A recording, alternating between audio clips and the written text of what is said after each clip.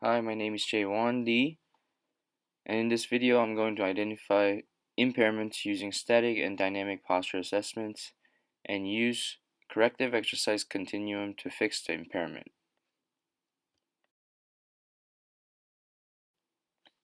The impairment is going to be knee valgus, and posture assessments will be done and then use range of motion and manual muscle tests to identify overactive and underactive muscles.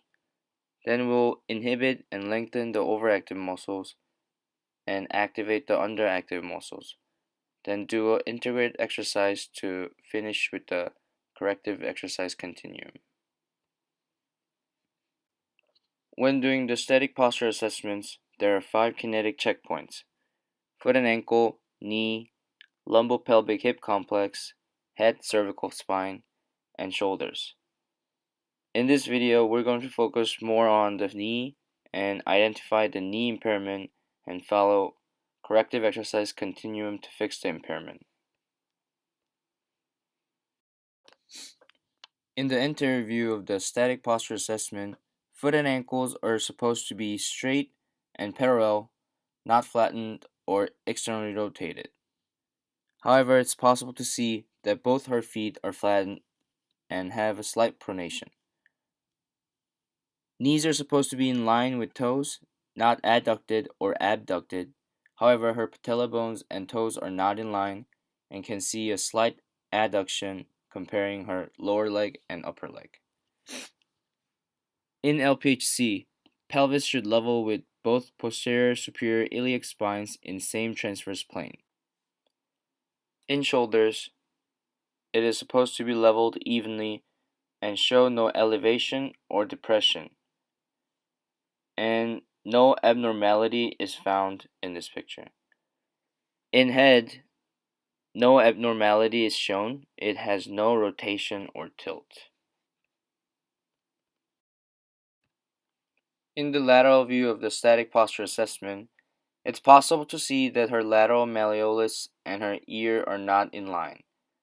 Her head and torso position seem neutral and normal.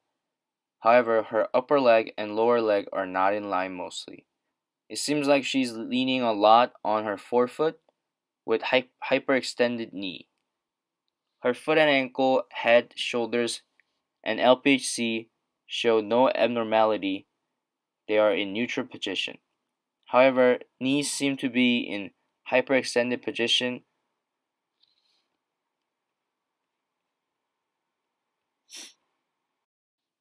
In the posterior view, her head and LPHC show no abnormality. However, in her shoulders, we can see a slight difference in level between left and right shoulder. Also, her knees show slight adduction and lower legs are more inward compared to upper legs. Her foot is slightly pronated as well.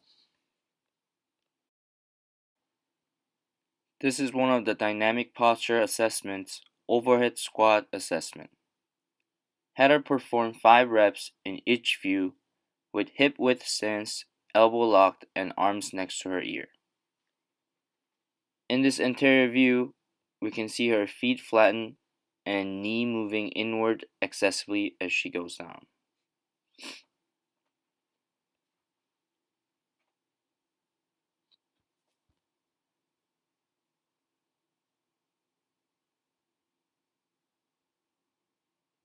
In the lateral view,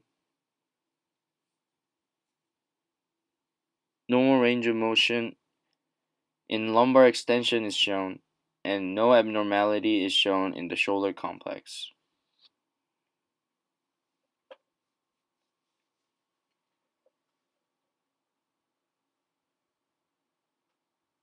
In the posterior view, flat feet is shown and no asymmetrical shift is seen in LPHC.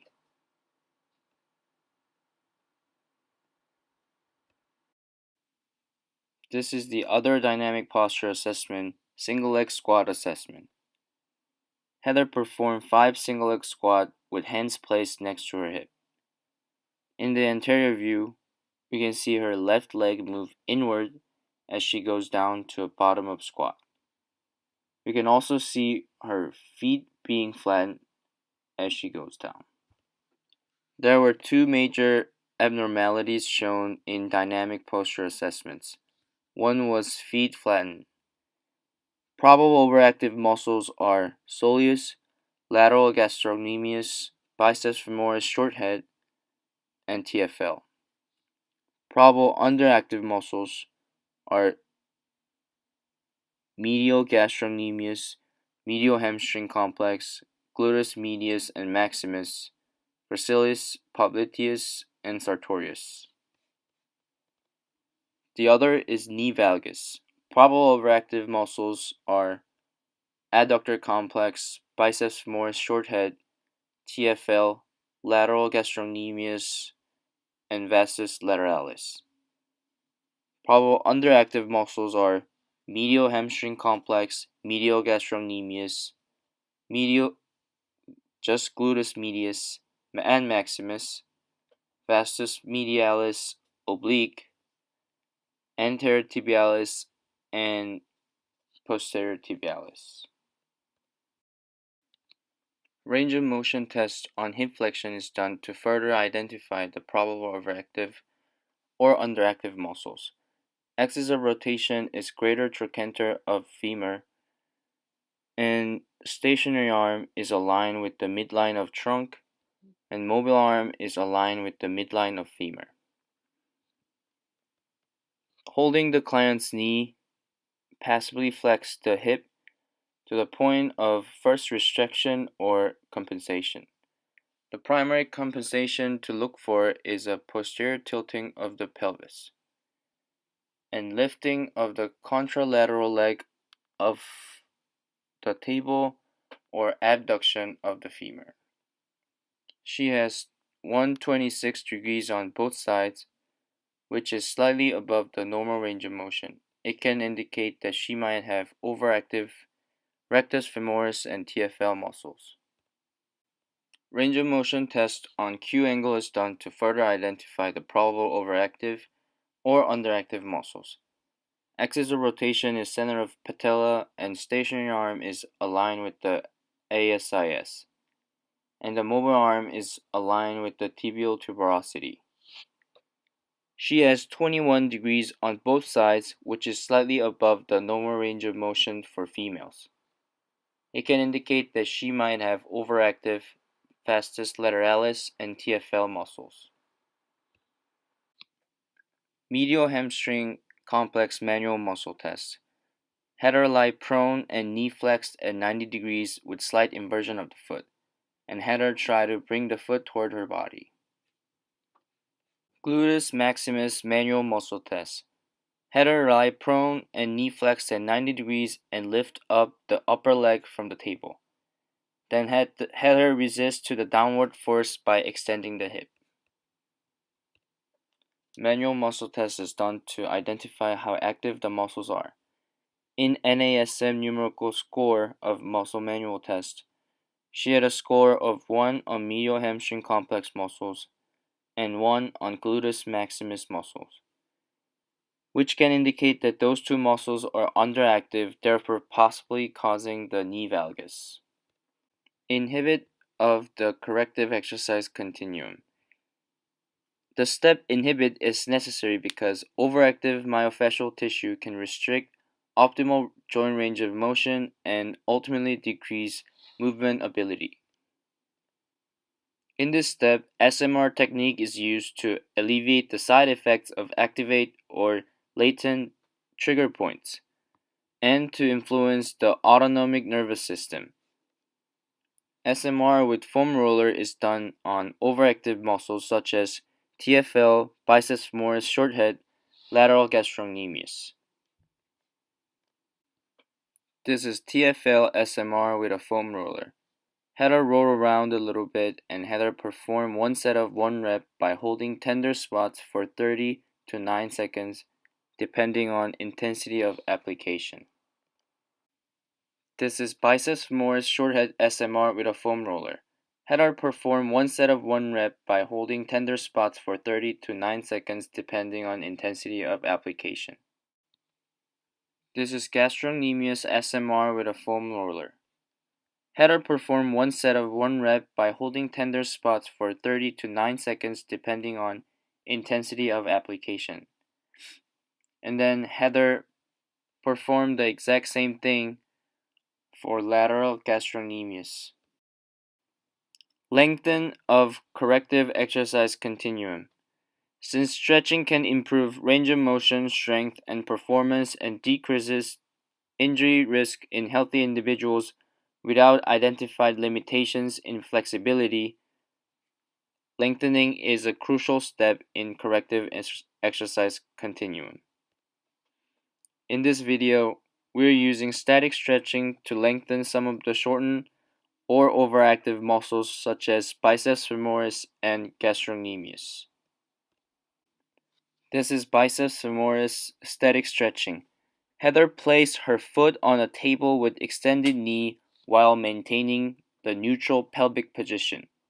Then, Heather rotated her trunk toward the leg that is on the table to lengthen the biceps femoris muscle.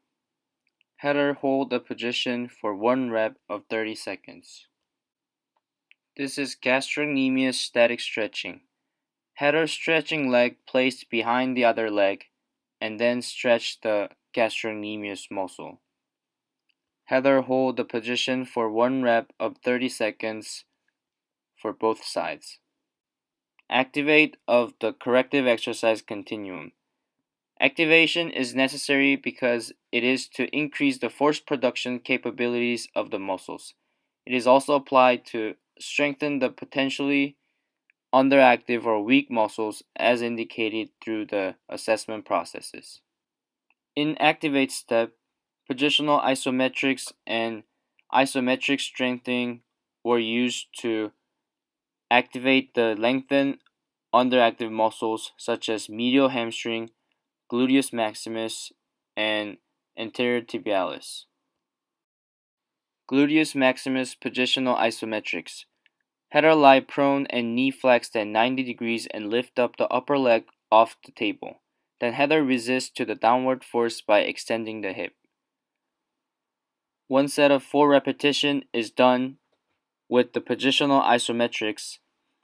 Heather do 4-second isometric holds at 25%, 50%, 75%, and 100% maximal voluntary contraction, with 2 seconds rest between contractions. Medial hamstring complex positional isometrics. Heather lie prone and knee flexed at 90 degrees with slight inversion of the foot. Heather try to bring the foot toward the body. One set of 4 repetitions is done with the positional isometrics. Heather do 4-second isometric holds at 25%, 50%, 75%, and 100% maximal voluntary contraction, with 2 seconds rest between contractions. This is anterior tibialis isolation strengthening with a resistance band. Heather sit on a table and knee extended. Then Heather dorsiflex with slightly inverted foot to target anterior tibialis. Heather do 1 set of 15 repetition with 2 seconds isometric hold at end range and 4 seconds eccentric. Final step of corrective exercise continuum is integrate. Integration techniques are used to re-educate the human movement system back into a functional synergistic movement pattern. Integrated movements are to promote high levels of intermuscular coordination, and by doing this, it helps to re-establish postural control and decrease the risk of injury. Wall squat with a stability ball is used. This is wall squat with a stability ball. Heather placed the stability ball between her lower back and a wall. Heather squat down with comfortable stance with 3 sets of 15 repetitions. And they are done in slow and controlled duration.